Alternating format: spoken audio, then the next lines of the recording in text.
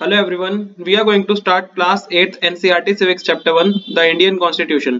इस चैप्टर में ना हम फुटबॉल के गेम से कुछ समझने वाले हैं। तो देखो हमने फुटबॉल के गेम काफी बार खेला होगा कि जैसे कि नाम बताता है फुटबॉल, इसका मतलब प्लेयर्स को अपने फीट से खेलना पड़ता है गेम। और फुटबॉल्स के रूल्स के अकॉर्डिंग अगर कोई प्लेयर बॉल को अपने हाथ से टच कर देगा तो इसको फाउल माना जाएगा। तो इसी तरह से प्लेयर्स जो है ना बॉल को हाथों में पकड़ के एक दूसरे को पास नहीं कर सकते, तो फिर ये फुटबॉल माना ही नहीं जाएगा। सिमिलरली दूसरे गेम्स जो होते हैं जैसे हॉकी हो गया, क्रिकेट हो गया, इनके भी अपने अपने रूल्स होते हैं। और हर एक जो ये रूल्स होते हैं ना यही एक गेम को डिफाइन करते हैं और अपने को एक गेम को दूसरे से डिस्टिंग्विश करने में हेल्प करते हैं। तो क्योंकि ये देखो ये जो रूल्स होते हैं ये गेम्स के लिए फंडामेंटल होते हैं, तो इसीलिए हम इनको गेम्स के कॉन्स्टिट्यूटिव रूल्स भी कह सकते हैं। इन गेम्स की तरह ना हमारी जो सोसाइटीज होती है इनके पास भी कॉन्स्टिट्यूटिव रूल्स रूल्स होते हैं, जो कि एक सोसाइटी को दूसरी सोसाइटी से डिस्टिंग्विश करने में हेल्प करता है, डिफरेंशिएट करने में हेल्प करता है। एक जो बड़ी सोसाइटी है जिसमें अलग अलग तरह की कम्युनिटीज साथ में रहती है, इन रूल्स को उसमें बनाया जाता है कंसेंसस के थ्रू। और मॉडर्न कंट्रीज में ये कंसेंसस जो होता है ना यूजुअली वो रिटन फॉर्म में होता है, और एक ऐसा ही रिटन डॉक्यूमेंट इनमें जिसमें इस तरह के रूल्स होते हैं उसे कहते हैं कॉन्स्टिट्यूशन। हमने क्लास 6 में इंडियन कॉन्स्टिट्यूशन के बारे में देखा था और क्लास 7 में भी देखा था। तो हमने कभी सोचा होगा कि हमें कॉन्स्टिट्यूशन की जरूरत क्यों है और कॉन्स्टिट्यूशन लिखा क्यों गया, को किसने लिखा था। इस चैप्टर में हम ना यही देखने वाले हैं कि ये कॉन्स्टिट्यूशन की जरूरत क्या है, किसने लिखा था, क्या फीचर्स है इंडियन कॉन्स्टिट्यूशन के। हर एक फीचर जो है ना वो एक डेमोक्रेसी के काम करने के लिए काफी ज्यादा जरूरी है। Why does the country needs a constitution? तो देखो इस इमेज में ना दिखाया हुआ है कुछ मेंबर्स जो कि कॉन्स्टिट्यूएंट असेंबली में बैठे हुए हैं। 1934 में क्या हुआ, इंडियन नेशनल कांग्रेस जो थी ना उसने एक कॉन्स्टिट्यूएंट असेंबली के लिए डिमांड की। तो सेकेंड वर्ल्ड वॉर के टाइम पे ये जो इंडिपेंडेंट कॉन्स्टिट्यूएंट असेंबली की डिमांड थी ना इंडिया में, ये बढ़ती गई और फिर लास्ट में 1946 दिसंबर 1946 में कॉन्स्टिट्यूएंट असेंबली की मीटिंग हो ही गई। तो 1946 से नवंबर 1940 दिसंबर 1946 से नवंबर 1949 के बीच में ना कॉन्स्टिट्यूएंट असेंबली ने एक कॉन्स्टिट्यूशन बनाया इंडिपेंडेंट इंडिया के लिए। तो देखो 150 सालों से हमारा इंडिया ब्रिटिश रूल के अंदर था, तो उसके लिए तो अब ये फ्री हुआ था तो इसके लिए एक अलग कॉन्स्टिट्यूशन बनाना जरूरी हो गया था। तो जो कॉन्स्टिट्यूएंट असेंबली के मेंबर थे ना इन्होंने ये टास्क लिया कि एक फ्रीडम स्ट्रगल के बाद ये अच्छे आइडियलिज्म के साथ एक कॉन्स्टिट्यूशन बनाने वाले हैं। आज वर्ल्ड की काफी कंट्रीज जो है ना उनके पास कॉन्स्टिट्यूशन है। सभी डेमोक्रेटिक कंट्रीज के पास एक कॉन्स्टिट्यूशन होता है, लेकिन जरूरी नहीं कि जिस भी कंट्री के पास कॉन्स्टिट्यूशन है वो एक डेमोक्रेटिक कंट्री हो। कॉन्स्टिट्यूशन ना कई काम कर देता है। सबसे पहले ये एक तरह से आइडियल्स बता देता है कि एक बेस कंट्री के क्या होने चाहिए, कि एक जिसमें जो सिटीजन्स रहते हैं वो कंट्रीज को कैसे देखते हैं, कैसा बनाना चाहते हैं, इस तरह के आइडियल्स बता देता है। या यूं कह लो कि कॉन्स्टिट्यूशन बता देता है कि एक सोसाइटी का फंडामेंटल नेचर क्या है। एक कंट्री ना यूजुअली अलग अलग कम्युनिटीज से बना होता है जिनके कुछ ना कुछ बिलीव्स होते हैं। तो हो सकता है एक कम्युनिटी दूसरी कम्युनिटी के बिलीफ से एग्री ना करती हो, तो एक कॉन्स्टिट्यूशन ना एक सेट ऑफ रूल्स बनाने में हेल्प करता है या प्रिंसिपल्स बनाने में हेल्प करता है जो कि एक कंट्री के सभी लोगों को मानने पड़ते हैं। और इसमें देखो ये जो होते हैं ना एक तरह की गवर्नमेंट नहीं होती इसमें, बल्कि एक ये जो रूल्स होते हैं टाइप ऑफ गवर्नमेंट पे ही नहीं बल्कि जो सर्ट कुछ आइडियल्स होते हैं, एग्रीमेंट आइडियल्स को लेकर भी एग्रीमेंट होती है कि पूरे कंट्री इस बात को मानेगा।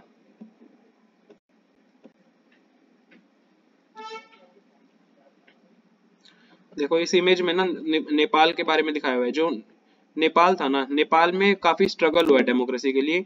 तो एक स्ट्रगल हुआ था 1990s में जिससे नेपाल में डेमोक्रेसी सिर्फ 12 साल के लिए आई थी, 1990 से 2002 के टाइम तक। तो अक्टूबर 2002 में क्या हुआ, वहां के जो किंग ज्ञानेंद्र है तो उन्होंने ना ऐसा कहा कि माओइस्ट अपराइजिंग बढ़ रही है कंट्री साइड पे। तो उन्होंने अलग गवर्नमेंट के अलग अलग एस्पेक्ट पे ना आर्मी के असिस्टेंट से कंट्रोल जमाना शुरू कर दिया था। तो फाइनली किंग ने फरवरी 2005 में पूरे स्टेट पर ही कंट्रोल जमा लिया था और नवंबर 2005 में माओइस्ट ने ना पॉलिटिकल पार्टीज के साथ ज्वाइंट करके एक 12 पॉइंट एग्रीमेंट साइन किया। और इस एग्रीमेंट से ना कुछ एक लार्जर पब्लिक जो थी ना वो उसको लार्जर पब्लिक को एक अच्छा सा डेमोक्रेसी और पीस का रिटर्न मिल रहा था, मतलब पब्लिक को अच्छा लग रहा था, फायदे में लग रहा था। तो 2006 में क्या हुआ, एक मूवमेंट स्टार्ट हो गया कि डेमोक्रेसी चाहिए हमको, उसको काफी फोर्स मिलने लगी, मतलब मूवमेंट बहुत बढ़ने लगा। तो देखो जो भी किंग इस मूवमेंट के विरोध मूवमेंट की बात मानते हुए थोड़े बहुत कंसेशन देता था ना वो उसको रिफ्यूज कर देती है। और फाइनली अप्रैल 2006 में ना किंग ने पूरी तरह से थर्ड पार्लियामेंट को रिस्टोर किया और पॉलिटिकल पार्टीज को एक गवर्नमेंट बनाने को कहा। और 2008 में नेपाल पूरी तरह से एक डेमोक्रेसी बन गया और मोनार्की को उसने एबोलिश कर दिया। तो अब हम समझने की कोशिश करेंगे एक कंट्रास्टिंग सिचुएशंस जो कि हिस्ट्री में नेपाल में हुई ना उसके थ्रू। देखो नेपाल एक कंट्री है जो कि इंडिया के बॉर्डर पे है नॉर्थ में। तो देखो नेपाल पहले तो एक मोनार्की था। तो जो पहले का कॉन्स्टिट्यूशन था ना नेपाल का, जिसको 1990 में अडॉप्ट किया गया था, वो ये उसमें ना एक बात थी कि फाइनल अथॉरिटी वो किंग पे ही रहेगी। और पीपल लोगों का जो मूवमेंट था ना नेपाल में, वो कुछ डिकेड्स तक चला और फाइनली एक डेमोक्रेसी स्टैब्लिश करने के लिए 2006 में फाइनली उन्होंने ना किंग की पावर्स खत्म कर दी थी। अब किंग की पावर नहीं थी, अब वहां पे एक तरह से थोड़ा बहुत डेमोक्रेसी आ गया था। तो लोगों ने एक नया कॉन्स्टिट्यूशन लिखा ताकि नेपाल एक डेमोक्रेसी की तरह उभर के आए। तो इसका रीजन ये था कि ना जो पहले का कॉन्स्टिट्यूशन था उसमें नेपाली लोग कैसा चाहते हैं कि उनका कंट्री हो, ऐसे कोई भी आइडियल्स रिफ्लेक्ट नहीं कर रहा था वो। तो इसलिए वो उसके लिए लड़े भी और उन्होंने अपना एक नया कॉन्स्टिट्यूशन लिखा, जैसे कि हमने फुटबॉल के गेम के एग्जाम्पल में देखा। तो वैसे ही देखो एक कॉन्स्टिट्यूटिव रूल्स की जरूरत होती है। तो नेपाल को भी थी, क्योंकि वो मोनार्की से डेमोक्रेटिक गवर्नमेंट की तरफ बढ़ रहा था, तो उसको भी चेंजेस चाहिए थे कॉन्स्टिट्यूटिव रूल्स में ताकि वो एक नई सोसाइटी बना सके। तो यही रीजन है कि जो नेपाल के लोग थे ना, उन्होंने एक नया कॉन्स्टिट्यूशन बनाया अपने कंट्री के लिए 2015 में। और दूसरी इंपॉर्टेंस क्या है कॉन्स्टिट्यूशन की? कॉन्स्टिट्यूशन ना एक कंट्री के पॉलिटिकल सिस्टम का नेचर डिफाइन कर देता है। फॉर एग्जांपल देखो नेपाल पहले तो कॉन्स्टिट्यूशन इस तरह का था कि उसको किंग और उसकी किंग की काउंसिल ऑफ मिनिस्टर रूल करेगी। अब कोई कंट्री है जहां पर एक डेमोक्रेटिक फॉर्म ऑफ गवर्नमेंट नहीं होती, या एक कंट्री ने डेमोक्रेटिक फॉर्म ऑफ गवर्नमेंट को या पॉलिटिक को अडॉप्ट किया हुआ है, तो कॉन्स्टिट्यूशन उधर तो बहुत इंपॉर्टेंट रोल प्ले करता है, क्योंकि वो कुछ इंपॉर्टेंट गाइडलाइंस दे देता है जिससे गवर्नमेंट ना डिसीजन मेकिंग करती है सोसाइटीज में। एक डेमोक्रेसी में हम अपने लीडर्स को चुनते हैं जो कि अपनी पावर्स को किसी रिस्पॉन्सिबिलिटी के साथ यूज करके हमारे बिहाफ पर रूल्स बनाएंगे। लेकिन फिर भी देखो हमेशा एक पॉसिबिलिटीज रहती है कि लीडर्स ना अपनी अथॉरिटी का मिसयूज करेंगे और कॉन्स्टिट्यूशन उसी से बचाता है, कॉन्स्टिट्यूशन उसी को रोकता है। जो ये अथॉरिटी का मिसयूज है ना, ये देखो एक एग्जांपल से समझते हैं अपन। देखो सुरेश जो है वो क्लास का मॉनिटर है और वो एक बुली है। वो अपने क्लासमेट्स के ना साथ अच्छा व्यवहार नहीं करता। तो जो क्लास टीचर है मिसेज राव, वो अब क्लासरूम को छोड़ के जा रही है क्योंकि उनको कोई अर्जेंट काम है। तो उन्होंने सुरेश को कहा है कि आप क्लास को माइंड करो। तो सुरेश ना बेवजह अनिल को टोकता है कि अनिल आज मैं तुमको ना मैसेज तुम्हारी रिपोर्ट करूंगा मिसेज राव को। लेकिन अनिल ने तो कुछ भी नहीं किया। तो फिर जब मिसेज राव आती है तो वो कहता है, मैम जब आप घूम रहे थे ना, अनिल बहुत तेज तेज क्लास में बातें कर रहा था और मेरी बात सुन नहीं रहा था। तो देखो फिर टीचर कहती है अनिल को, अनिल कि तुम्हें ना स्कूल के बाद भी रुकना पड़ेगा और तुम्हें लिखना है 100 बार, I will not disobey the class monitor. लेकिन अनिल ने कुछ नहीं किया। तो इस तरह से सुरेश ने अपनी अथॉरिटी का मिसयूज किया इधर। तो देखो जो डेमोक्रेटिक सोसाइटीज होती है उसमें ना कॉन्स्टिट्यूशन क्या करता है, कॉन्स्टिट्यूशन कुछ रूल्स बना देता है जो कि मिसयूज ऑफ अथॉरिटी से भी रोकता है पॉलिटिकल लीडर्स को।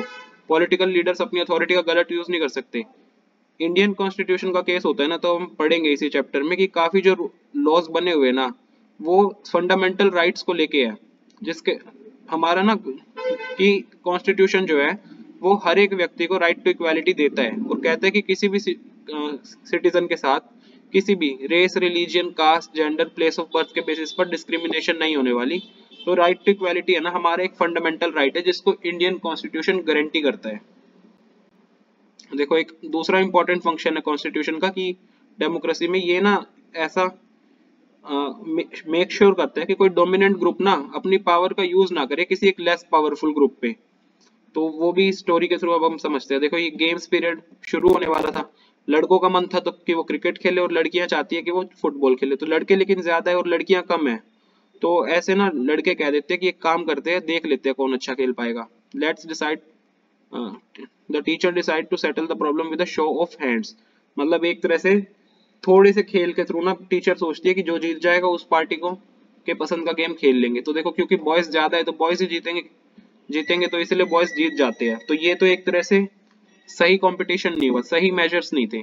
बॉयज मेजोरिटी में थे तो वही जीतेंगे। तो इस तरह की जो अनहेल्दी सिचुएशंस आती है ना डेमोक्रेटिक सोसाइटीज में, जहां पर एक मेजोरिटी अपने डिसीजंस को माइनॉरिटीज पे थोपती है, और उनके डिसीजंस यूजुअली माइनॉरिटीज के इंटरेस्ट में नहीं होते।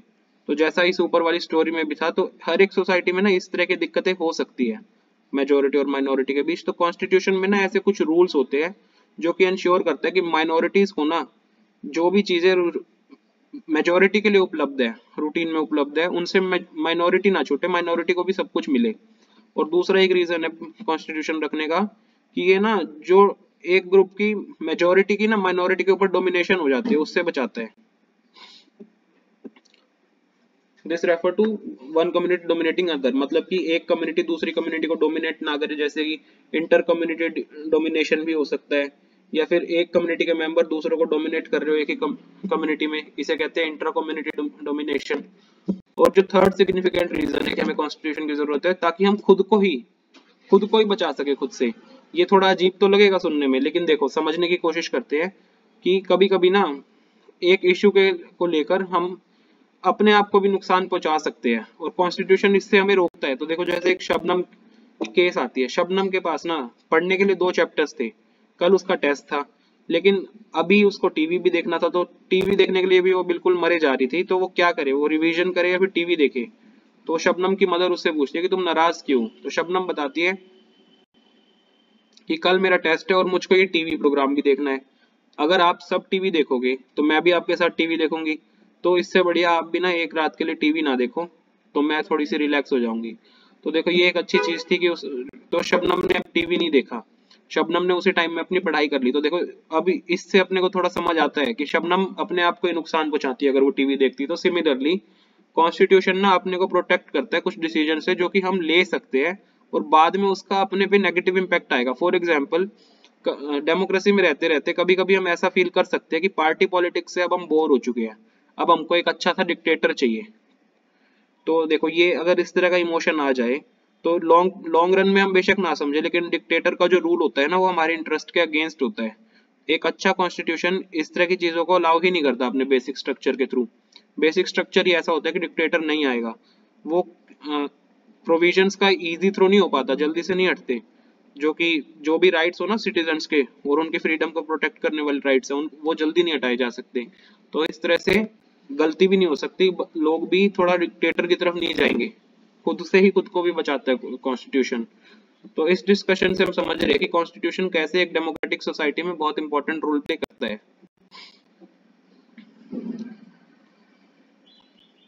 देखो इंडियन कॉन्स्टिट्यूशन के की फीचर्स, तो देखो 20th सेंचुरी की बिगिनिंग से ही ना इंडियन नेशनल मूवमेंट एक काफी एक्टिव हो गया था इंडिपेंडेंस के स्ट्रगल में। तो देखो जब फ्रीडम स्ट्रगल चल रहा था ना, तो नेशनलिस्ट ने काफी टाइम डिवोट किया था कि वो एक फ्री इंडिया कैसा दिखेगा उसको प्लान करने के लिए। तो ब्रिटिशर्स के अंडर ना उनको फोर्स किया जाता था कि वो उन रूल्स को माने जो कि जिसमें उनका इम्पैक्ट होता ही नहीं था, मतलब जो रूल्स ब्रिटिशर्स बनाते थे उनको माने, इंडियंस का तो उसमें कोई रोल ही नहीं है रूल्स बनाने में।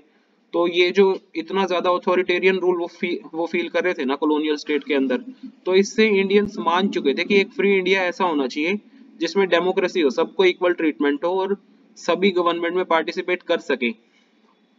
तो ये सब करने के लिए डेमोक्रेटिक गवर्नमेंट बनाई जाएगी इंडिया में, और कुछ रूल्स डिटरमाइन किए जाएंगे उसकी फंक्शनिंग के लिए। तो ये देखो एक व्यक्ति ने नहीं किया, बल्कि 300 लोगों के ग्रुप ने किया था कॉन्स्टिट्यूएंट असेंबली में 1946 में, जो कि 3 साल तक पीरियोडिकली मिलते रहते थे इंडिया का कॉन्स्टिट्यूशन लिखने के लिए। 3 मेंबर्स थे वो, ये जो मेंबर्स थे ना कॉन्स्टिट्यूएंट असेंबली के, इनके पास ये एक बहुत बड़ा काम था, मतलब बहुत बड़ा काम है कॉन्स्टिट्यूशन लिखना। कंट्री को देखो, कंट्री में अलग अलग तरह के कम्युनिटीज होती है जो कि अलग अलग लैंग्वेजेस बोलती है, अलग अलग रिलीजियन बैकग्राउंड होता है इनका, अलग अलग कल्चर्स होते हैं। तो देखो जब कॉन्स्टिट्यूशन बनाया जा रहा था तो इंडिया ना काफी बेकार स्थिति में था, पार्टीशन भी होने ही वाला था बस। कई जो प्रिंसली स्टेट थे उन्होंने ऐसा डिसाइड कर लिया था कि वो अनडिसाइडेड पड़े थे अपने फ्यूचर को लेके कि इंडिया के साथ मर्ज होना है, पाकिस्तान के साथ मर्ज होना है, या फिर किसी के साथ नहीं होना।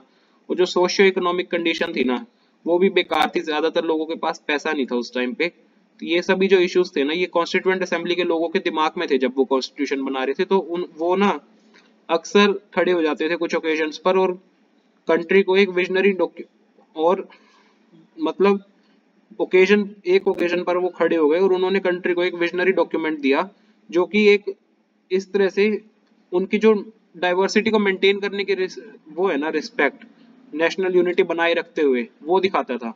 तो जो फाइनल डॉक्यूमेंट आया ना कॉन्स्टिट्यूशन का, वो रिफ्लेक्ट करता था कि वो कंसर्न्ड है कि उनको सोशियो इकोनॉमिक रिफॉर्म भी लाने, पॉवर्टी भी हटाने, और साथ ही लोगों का काफी इंपॉर्टेंट रोल भी है अपने रिप्रेजेंटेटिव चुनने में। इतना अच्छा हमारा कॉन्स्टिट्यूशन बन के आया था। बाबा साहब डॉक्टर अंबेडकर को माना जाता है father of the Indian constitution. Doctor Ambedkar का मानना था कि कॉन्स्टिट्यूएंट असेंबली में ना शेड्यूल्ड कास्ट को कॉन्स्टिट्यूशन के थ्रू बचाना पड़ेगा। तो देखो, लेकिन उन्होंने ये भी कहा कि लॉज जरूर हो सकते हैं शेड्यूल कास्ट को बचाने के लिए, लेकिन शेड्यूल कास्ट को फिर भी थोड़ा डरने की जरूरत है, क्योंकि ये जो लॉज है ना, ये कास्ट हिंदू ऑफिसर्स के हाथ में है। तो इसीलिए उन्होंने कहा कि शेड्यूल कास्ट को भी ना गवर्नमेंट को ज्वाइन भी करना चाहिए और सिविल सर्विसेज को भी ज्वाइन करना चाहिए। ये कुछ की फीचर्स है इंडियन कॉन्स्टिट्यूशन के। जब इनको पढ़ो ना तो दिमाग में ये भी रखना कि इन सभी में diversity, unity, socio economic reform, और तो जो भी ऑथर्स ने रिप्रेजेंटेशंस लिए डॉक्यूमेंट में, वो सब साथ में ली हुई है। तो देखो, फेडरलिज्म, इसका मतलब है कि एक से ज्यादा लेवल ऑफ गवर्नमेंट है कंट्री में। इंडिया में देखो, हमारे पास गवर्नमेंट स्टेट लेवल पे भी है, सेंटर लेवल पे भी है। पंचायती राज जो है वो गवर्नमेंट का थर्ड टायर है, जिसके बारे में हम क्लास 6 में पढ़ चुके हैं। और देखो, हमने साथ ही साथ स्टेट गवर्नमेंट की फंक्शनिंग के बारे में भी पढ़ लिया है और सेंट्रल गवर्नमेंट के बारे में भी पढ़ लिया है। तो जो काफी कम्युनिटीज है ना इंडिया में, तो इसका मतलब है कि एक सिस्टम ऑफ गवर्नमेंट की जरूरत तो है, जो कि सिर्फ एक व्यक्ति दिल्ली में बैठा हो, मतलब न्यू दिल्ली में बैठा हो, वो पूरे देश के लिए डिसीजन ले, ये थोड़ा सा सही नहीं होगा, दिक्कत हो सकती है। तो इसीलिए एक दूसरे लेवल ऑफ गवर्नमेंट की जरूरत थी, स्टेट्स में भी अलग से गवर्नमेंट की जरूरत थी, ताकि डिसीजन एक पर्टिकुलर एरिया के लिए सही से लिए जा सके। तो देखो, हर एक गवर्नमेंट जो है इंडिया में, उसके पास एक ऑटोनॉमी है अपने कुछ पावर्स एक्सरसाइज करने के लिए कुछ सर्टन इश्यूज पर। लेकिन जो सब्जेक्ट्स नेशनल कंसर्न के है ना, वो सब तो सेंट्रल गवर्नमेंट के बनाए हुए लॉज फॉलो करके ही करने पड़ेंगे। जो कॉन्स्टिट्यूशन है ना, उसके अंदर लिस्ट है जो कि डिटेल कर देता है इस तरह के इशू में कि हर एक गवर्नमेंट किन चीजों पर लॉ बना सकती है, हर एक टायर गवर्नमेंट का। और साथ ही देखो, कॉन्स्टिट्यूशन ये भी स्पेसिफाई कर देता है कि हर एक टायर जो है ना गवर्नमेंट का, उसको मनी किस तरह के काम के लिए कैसे मिलेगी। फेडरलिज्म में जो स्टेट्स है ना, वो मेयरली फेडरल गवर्नमेंट के एजेंट्स नहीं है, बल्कि उनके पास भी कुछ अथॉरिटी है, कॉन्स्टिट्यूशन में मिली हुई है उनको भी अथॉरिटी। और जितने भी लोग हैं ना इंडिया में, उनको इन्हीं लॉज और पॉलिसीज से, जो कि हर एक लेवल ऑफ गवर्नमेंट बनाती है, उनसे ही गवर्न किया जाता है। जब कॉन्स्टिट्यूएंट असेंबली जब कॉन्स्टिट्यूएंट असेंबली ने ना principle of universal adult franchise adopt किया था, तो श्री A.K. अय्यर जो एक मेंबर थे, उन्होंने कहा था कि कॉमन मैन में बहुत ज्यादा विश्वास रखते हुए हमारी इच्छा है कि डेमोक्रेटिक रूल का बहुत ज्यादा सक्सेस हो। तो डेमोक्रेटिक गवर्नमेंट हम अडल्ट सुफ्रेज के बेसिस पर ला रहे हैं, मतलब कि सभी अडल्ट्स को वोट करने का अधिकार मिलेगा। तो इससे जो है ना, सबकी स्टैंडर्ड ऑफ लिविंग में बेटरमेंट होगी, सबको कंफर्ट मिलेगा और कॉमन मैन की जिंदगी में सुधार आएगा। देखो, सेकंड की फीचर है पार्लियामेंट्री फॉर्म ऑफ गवर्नमेंट। तो ये जो अलग अलग टायर्स है ना गवर्नमेंट के, जिनके बारे में अभी हमने पढ़ा है, उनके अंदर रिप्रेजेंटेटिव्स होते हैं, जिसको हम ही लोग रिप्रेजेंट करते हैं, जिसको हम ही लोग इलेक्ट करते हैं। हमने क्लास 7th में कांता की स्टोरी भी पढ़ी थी, जो कि इलेक्शंस की जो लाइन थी ना, मतलब वोट की लाइन में खड़ी हुई थी। तो देखो, ये जो इंडियन कॉन्स्टिट्यूशन है ना, ये सबको यूनिवर्सल एडल्ट फ्रेंचाइज गारंटी करता है अपने सभी सिटीजन्स को। यूनिवर्सल एडल्ट सुफ्रेज मतलब सभी एडल्ट वोट कर सकते हैं। तो जब वो कॉन्स्टिट्यूशन बना रहे थे ना, तो कॉन्स्टिट्यूएंट असेंबली के मेंबर्स को लगा कि फ्रीडम स्ट्रगल के कारण ना अब लोग यूनिवर्सल एडल्ट फ्रेंच सुफ्रेज के लिए प्रिपेयर हो चुके हैं, और अब अगर ये आता है तो इससे डेमोक्रेटिक माइंडसेट थोड़ा एनकरेज होगा, और ट्रेडिशनल जो कास्ट, क्लास और जेंडर हायरार्कीज के दिक्कतें हैं ना, वो थोड़ी कम हो जाएगी इससे। तो इसका मतलब इंडिया में जो सभी लोग हैं ना, उनका डायरेक्ट रोल है अपने रिप्रेजेंटेटिव को इलेक्ट करने में। साथ ही हर एक सिटीजन जो है ना कंट्री का, बेशक उसका कोई भी सोशल बैकग्राउंड हो, वो भी इलेक्शंस में कंटेस्ट कर सकता है। ये जो रिप्रेजेंटेटिव्स होते हैं, ये लोगों को अकाउंटेबल होते हैं। सेपरेशन ऑफ पावर, देखो कॉन्स्टिट्यूशन के अकॉर्डिंग ना 3 ऑर्गन्स होते हैं गवर्नमेंट के, लेजिस्लेचर, एग्जीक्यूटिव और जुडिशरी। जो लेजिस्लेचर होता है, इसका तो मतलब है हमारे इलेक्टेड रिप्रेजेंटेटिव्स, और जो एग्जीक्यूटिव होता है ना, ये कुछ स्मॉल ग्रुप ऑफ पीपल होता है, जो कि लॉज जो बनते हैं ना, उनको इम्प्लीमेंट करने के लिए रिस्पॉन्सिबल होते हैं, और साथ ही गवर्नमेंट को चलाने के लिए भी। जुडिशरी होता है वो सिस्टम ऑफ कोर्ट्स जो कि इस कंट्री में है, ताकि देखो मिसयूज ऑफ पावर बचाया जा सके, एक ब्रांच गवर्नमेंट की कोई मिसयूज ऑफ पावर ना करे। इसलिए ना कॉन्स्टिट्यूशन क्या करता है, वो ना पावर्स जो है ना, वो हर एक ऑर्गन को डिफरेंट पावर्स देता है एक्सरसाइज करने के लिए। इसी थ्रू एक देखो, एक ऑर्गन जो होता है वो दूसरे ऑर्गन जो होता है ना गवर्नमेंट की, उस पे चेक रखता है और इंश्योर करता है कि पावर का बैलेंस बना रहे इन तीनों के बीच सही से। तो देखो जो मेंबर्स थे ना कॉन्स्टिट्यूएंट असेंबली के, उनको डर था कि एग्जीक्यूटिव जो है ना वो ज्यादा ही स्ट्रांग हो जाएगा और अपने रिस्पॉन्सिबिलिटीज इग्नोर कर देगा लेजिस्लेचर की तरफ। तो असेंबली ने ना इसीलिए कॉन्स्टिट्यूशन में कुछ ऐसे प्रोविजंस रखे हैं ताकि एग्जीक्यूटिव की पावर को लिमिट किया जा सके और उनके एक्शंस को ना कंट्रोल किया जा सके गवर्नमेंट द्वारा। इस बुक में हम बार बार स्टेट वर्ड यूज कर रहे हैं, तो स्टेट का मतलब स्टेट गवर्नमेंट नहीं होता। जब भी हम स्टेट वर्ड यूज कर रहे हैं, हम वास्तव में जो स्टेट है उसको गवर्नमेंट से डिस्टिंग्विश करने के लिए यूज कर रहे हैं। गवर्नमेंट का रिस्पॉन्सिबिलिटी होती है कि वो एडमिनिस्टर करे और लॉज बनाए, लॉज को एनफोर्स करे। गवर्नमेंट इलेक्शंस के साथ बदल सकती है, लेकिन स्टेट जो है, स्टेट का मतलब एक पॉलिटिकल इंस्टीट्यूशन होता है जिसमें सोवरन लोग अपने ऑक्यूपाइड टेरिटरी में रहते हैं, उनके पास एक डेफिनेट टेरिटरी होती है। तो जब हम तो इसीलिए हम बात कर रहे हैं इंडियन स्टेट की, नेपाली स्टेट की, ना कि किसी एक पर्टिकुलर स्टेट जैसे हरियाणा दिल्ली, नो हरियाणा राजस्थान हो गया, इस तरह के स्टेट नहीं, इंडियन स्टेट, नेपाली स्टेट ऐसे। तो इंडियन स्टेट जो है उसके पास एक डेमोक्रेटिक फॉर्म ऑफ गवर्नमेंट है, और गवर्नमेंट जो है वो स्टेट का एक पार्ट है। स्टेट का मतलब गवर्नमेंट से कुछ ज्यादा है, और स्टेट और गवर्नमेंट को ना इंटरचेंजेबली यूज नहीं कर सकते, एक वर्ड नहीं है, ये अलग अलग वर्ड है। देखो फंडामेंटल राइट्स, तो जो सेक्शन ऑफ फंडामेंटल राइट्स है ना, इसको कहा गया है कंसाइंस ऑफ इंडियन कॉन्स्टिट्यूशन। देखो कॉलोनियल रूल था ना, तो लोगों के मन में एक बात आ गई थी कि स्टेट, उससे लोगों के मन में एक शक सा आ गया था कि नेशनलिस्ट जो है ना,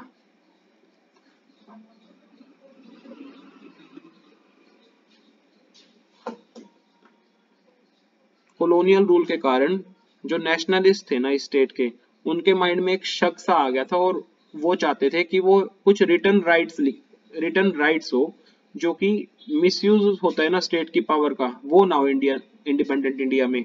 तो फंडामेंटल राइट्स इसीलिए हर एक सिटीजन को ना आर्बिट्ररी एब्सोल्यूट जो एक्सरसाइज होती है ना पावर की, उससे बचाते हैं, मतलब बेकार गलत जो पावर्स एक्सरसाइज करता है ना स्टेट, उससे बचाते हैं। तो कॉन्स्टिट्यूशन इसीलिए ना हर एक इंडिविजुअल को स्टेट के अगेंस्ट भी कुछ राइट्स देता है और कुछ दूसरे इंडिविजुअल्स के अगेंस्ट भी राइट देता है। और साथ ही देखो काफी जो माइनॉरिटी कम्युनिटीज है ना, उन्होंने भी कॉन्स्टिट्यूशन की नीड जताई है कि उसमें राइट्स इस तरह से इंक्लूड किए जाए कि उनके ग्रुप को प्रोटेक्ट किया जा सके। तो इसीलिए कॉन्स्टिट्यूशन ना right of minorities against the majority भी गारंटी करता है। और देखो जैसा कि डॉक्टर अंबेडकर ने कहा था फंडामेंटल राइट्स के बारे में, तो उनका ऑब्जेक्ट जो था वो टू फोल्ड था। पहला ऑब्जेक्टिव क्या था कि हर एक सिटीजन ना इस तरह की पोजीशन में हो कि वो उन सभी राइट्स को क्लेम कर सके, फंडामेंटल राइट्स को। और सेकेंडली ये जो राइट्स है ना, ये हर एक अथॉरिटी पे बाइंडिंग हो, मतलब हर एक अथॉरिटी इसको माने जो भी पावर बनाती है लॉ, जिसके पास भी लॉ बनाने की पावर है। और देखो साथ ही फंडामेंटल राइट्स के साथ ही ना कॉन्स्टिट्यूशन जो है उसके अंदर एक सेक्शन है जिसको कहते हैं directive principles of state policy, DPSP.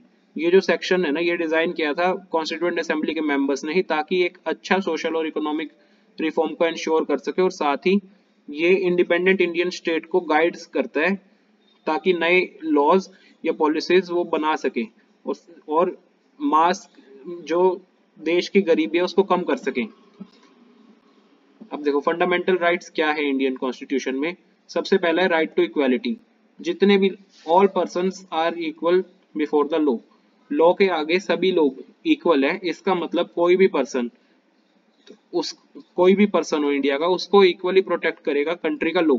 ये भी कहता है, ऐसा भी स्टेट करता है कि कोई भी सिटीजन रिलीजियन, कास्ट, सेक्स के बेसिस पर डिस्क्रिमिनेट नहीं किया जाएगा। हर एक पर्सन को पूरा अधिकार है कि वो पब्लिक प्लेसेस पर जा सकता है, including playground, hotel, shops etcetera. State किसी को भी एम्प्लॉयमेंट के मैटर्स में डिस्क्रिमिनेट नहीं करने वाला, लेकिन कुछ एक्सेप्शंस भी होती है जिसके बारे में हम आगे जानेंगे। और जो अनटचेबिलिटी की प्रैक्टिस है ना, उसको पूरी तरह से हटाया जा चुका है, उसको अबॉलिश किया जा चुका है। राइट टू फ्रीडम, इसका मतलब है सभी को फ्रीडम ऑफ स्पीच और फ्रीडम ऑफ एक्सप्रेशन है, और एसोसिएशंस बनाने का अधिकार है, पूरे कंट्री में खुला घूमने का अधिकार है, और कहीं पर भी बस सकता है। Reside in any part of the country, और कोई भी प्रोफेशन, ऑक्यूपेशन या बिजनेस प्रैक्टिस करने का भी अधिकार है। राइट अगेंस्ट एक्सप्लॉयटेशन, तो जो कॉन्स्टिट्यूशन है ना, ये ह्यूमन ट्रैफिकिंग, फोर्स्ड लेबर और जो छोटे बच्चे 14 से कम की उम्र में उनको एम्प्लॉयमेंट मिल जाती है ना, उन सभी को प्रोहिबिट करता है। Right to freedom of religion, देखो रिलीजियस फ्रीडम भी सिटीजन्स को मिली हुई है। हर एक पर्सन किसी भी रिलीजन को प्रैक्टिस, प्रोफेस या प्रोपगेट कर सकता है, जो भी वो चाहे अपनी चॉइस के रिलीजन को। कल्चरल एंड एजुकेशनल राइट्स, जो कॉन्स्टिट्यूशन है वो माइनॉरिटीज को, रिलीजियस या फिर लिंग्विस्टिक जो भी माइनॉरिटीज हो, उनको अधिकार देता है कि वो अपने अपने एजुकेशनल इंस्टीट्यूट्स बना ले, ताकि वो अपने कल्चर को प्रिजर्व कर सके और डेवलप कर सके। राइट टू कॉन्स्टिट्यूशनल रेमेडीज, इससे क्या होता है, सिटीजन्स ना कोर्ट में जा सकते हैं अगर उनको ऐसा लग रहा है कि स्टेट उनका कोई भी फंडामेंटल राइट वायलेट कर रहा है। सेक्युलरिज्म, देखो एक सेक्युलर स्टेट वो है जिसमें ना स्टेट जो है ना वो ऑफिशियली किसी एक रिलीजन को प्रमोट नहीं करता स्टेट रिलीजन बता के। अब हम समझ चुके कि कंट्री की हिस्ट्री ना काफी कुछ डिटरमाइन करती है कि कैसा कॉन्स्टिट्यूशन होने वाला है कंट्री का, वो कैसा अडॉप्ट करेगा। कॉन्स्टिट्यूशन भी देखो एक काफी इंपॉर्टेंट रोल प्ले करता है आइडियल्स बताने में, कि सिटीजन्स कंट्री को कैसा देखना चाहते हैं और कैसी बातें उनको माननी पड़ेगी। तो देखो वो साथ ही रिप्रेजेंटेटिव्स जो होते हैं, जो हम इलेक्ट करते हैं, वो भी इंक्लूडेड है गवर्नमेंट में।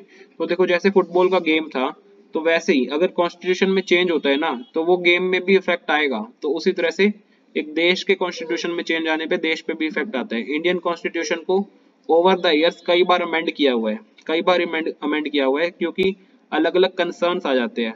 जब भी एक मेजर चेंज होता है ना कॉन्स्टिट्यूशन में, तो इसका मतलब आता है कंट्री का फंडामेंटल नेचर में चेंज आया है।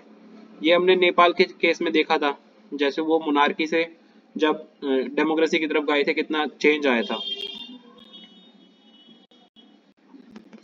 तो देखो अलग अलग जो फीचर्स है ना इंडियन कॉन्स्टिट्यूशन के जो ऊपर बताए गए थे, ये इनमें काफी कॉम्प्लिकेटेड आइडियाज है जो कि इजिली तो समझ नहीं आते, लेकिन अभी इसके बारे में इतना सोचने की जरूरत नहीं है। इस पूरी बुक में जब जब हम हायर क्लासेस में भी बढ़ते जाएंगे ना, हम इंडियन कॉन्स्टिट्यूशन के अलग अलग फीचर्स के बारे में जानेंगे और इसको अच्छी तरह से समझ पाएंगे। इसी के साथ ये चैप्टर हमारा खत्म हो गया है। Thank you.